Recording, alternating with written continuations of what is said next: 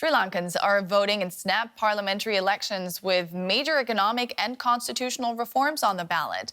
They were called by the new leftist president, saying he needed a mandate for policies aimed at fighting poverty. His coalition currently has only 3 seats in parliament. Around 17 million Sri Lankans are eligible to vote.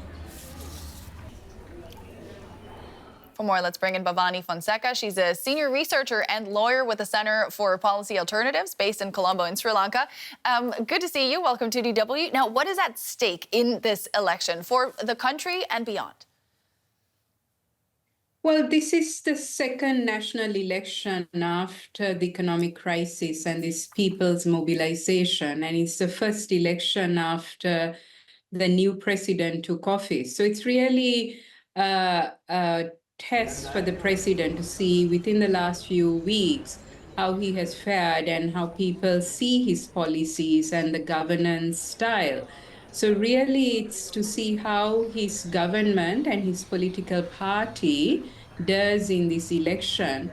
But it's also to see how some of the opposition parties who've had a very strong role in governance and government in the last couple of decades, how they fare. Because it's showing that there is a change that people are looking to, and that change may come in the form of the president's party. Yeah, the president hopes to get a mandate to advance his anti-corruption agenda after this election. How crucial do you think that would be in helping the country out of its economic struggles? Well, the president wants a majority in terms of at least having over 113 seats in parliament, and it's a parliament of 225 seats. And what they say is without a mandate, it's going to be difficult to deliver on the promises made during the presidential elections. So really, it's whether people see that whether the NPP, that's a president's party, should get that mandate and in what form, in terms of how many seats. But it's also important, considering Sri Lanka's history, that we also have a strong opposition in government to ensure there are checks in government. Absolutely, but I'd like to know whether or not you think that fighting corruption could be key in getting the country's economy back on track. I mean, people feel there are 2 issues that are critical. One is corruption, and addressing that issue is key. And the president has spoken about it in all the campaigns in the last couple of weeks. But the other key dimension is the economic crisis and how people's cost of living can be addressed. So those are 2 key issues that people are looking to see whether that can be addressed by a new government. And stay with us for a second, Bhavani, while we look a little closer at another issue that's on the ballot in Sri Lanka, the treatment of the minority Tamil population. In Sri Lanka's Batticaloa province, Tamil dairy farmers have been protesting for well over a year for the return of their pastoral lands. Their lands were seized by Sinhalese settlers, allegedly with the support of the powerful Buddhist clergy and the previous government. In this area, says Sinith Thambi Nimalan, the settlers killed 10 of his cows to intimidate him. Now they forced us from this place and repopulated it with Sinhalese families who were asked to farm here. The government wants to make this a Sinhalese majority area. Nearly 900 Tamil farming families depend on over 8,000 hectares of this land for cattle grazing. The local economy is dependent on milk production and has been severely affected by the land grabs. Last year, a court ruled Tamil farmers should be returned to their lands, but Sinhalese settlers have still not moved out. This is not the only flashpoint of the tensions. Over the years, there has been a similar pattern of reported land grab by the dominant Sinhalese community in the country's northern and eastern regions. Kurundi, a hotly contested archaeological site, is yet another example of alleged government-supported land grabs. For centuries, Kurundi was a shared place of worship for both Tamil Hindus and Buddhist Sinhalese. But in 2018, the state-backed Department of Archaeology declared much of the area a reserve, while at the same time allowing new Buddhist temples to be built on the land. A senior Tamil lawmaker claims that such actions are being used to erase Tamil heritage. So in Trichinopoli district alone, in one division alone, they have now built 38 new temples in an area where there's not even 1% Buddhist. So that's a precursor to then bringing Buddhists to live there and colonizing the area and changing the demography. Some Tamils have turned to the courts for justice, but proving their cases will be a struggle. Many lost their documents in the 2004 tsunami or during the 25-year civil war. At the same time, Sri Lanka is in political flux with newly elected President Anura Kumara Dissanayake having just taken office. For now, the land grab issue remains unresolved. But Seenith Thambi Nimalan and hundreds of dairy farmers are holding on to the hope of reclaiming their lands. Bhavani, just to give our viewers a sense, could you tell us how big of an issue the Tamil people's plight is in this election?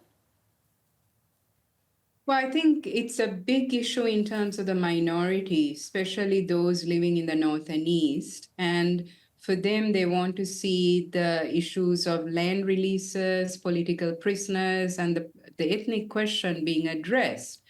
And interestingly, the president who was in the north on Sunday for a campaign meeting and made some public promises, spoke to some of these issues. So the government, and particularly the president, hears the concerns, the grievances. The question is whether the government can move on these issues. Exactly. Do you believe he will in the future be able to keep his promise of returning the land? Well, he has opened up certain areas in the north in the last few weeks, which has given people confidence. But the issues that your documentary showed are much more complex, and it talks to the whole ethno-nationalism in Sri Lanka. Whether he is able to and willing to do it will be dependent on who forms government in terms of who's in cabinet, who's in parliament. But I can say that reconciliation in Sri Lanka is going to be a long road ahead, and it's going to face many setbacks before all of these issues will be addressed. Bhavani Fonseca of the Center for Policy Alternatives in Colombo, thank you so much for all those insights. Great speaking to you. And for more, let's bring in Dilrushi Handunetti. She's an investigative journalist and a lawyer from Colombo in Sri Lanka. Now, what's at stake in this election for the country and beyond? I think it's really important to understand that Sri Lanka looks to complete a political transition at this moment. And there is an expectation that Anura Kumara Dissanayake's National People's Power would consolidate its power by getting more than 50% of the seats, or let's say comfortably get a majority in the House. But the problems remain the same. We are in deep debt. The government, especially after winning a parliamentary election, because it's understood that they would definitely form the next government, will have so many priorities, and the key things would be to stabilize the economy. To give it what it deserves, the government has actually tried to not upset the status quo and has worked with the IMF and not made many changes. But I think Sri Lanka's poverty and the fact that cost of living is unbearable for the majority of the people would become really very important issues soon after the dust starts settling in. Now, the president, talking about the most pressing issues, the president hopes to be able to advance his anti-corruption agenda if he's elected after these elections. Will that help the country out of that economic struggle? I think it would be more about his moral authority also. And as we all understand, it's one thing to talk about bringing stolen assets back. It would require working with very complex legal systems, not in Sri Lanka, but creating new laws in Sri Lanka and working with other countries.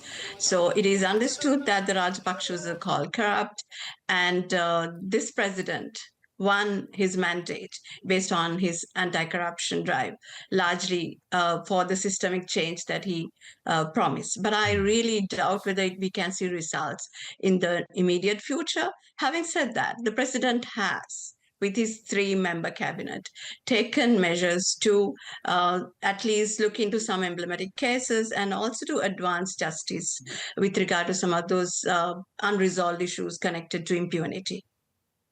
Now, explain to us how the plight of the Tamil people affects this election.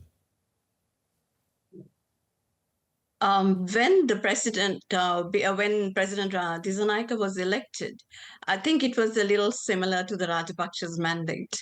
Not a little, but quite a bit, because the majority Sinhalese voted him into office. So this leaves Sri Lanka's minorities, Tamils and Muslims and religious minorities collectively. That's 20% of the total population. So he has not necessarily addressed 1/5 of this country's population when he was actually getting into office. How the northern people would have voted today would be very interesting, because they will also have to work with the single majority government. And still, it will be very important for the Tamil minority to have more seats in parliament and strengthen their voice, so that whether it is bargaining or whether raising issues of significance, and lots of unresolved issues still remain. I think they would look for increasing the seats in parliament. And second thing, they would also want legislators who can actually represent those issues that are unresolved for the longest possible time. Dirukshi Handuneti there, journalist and lawyer from Colombo in Sri Lanka. Thank you very much for your insights. Thank you.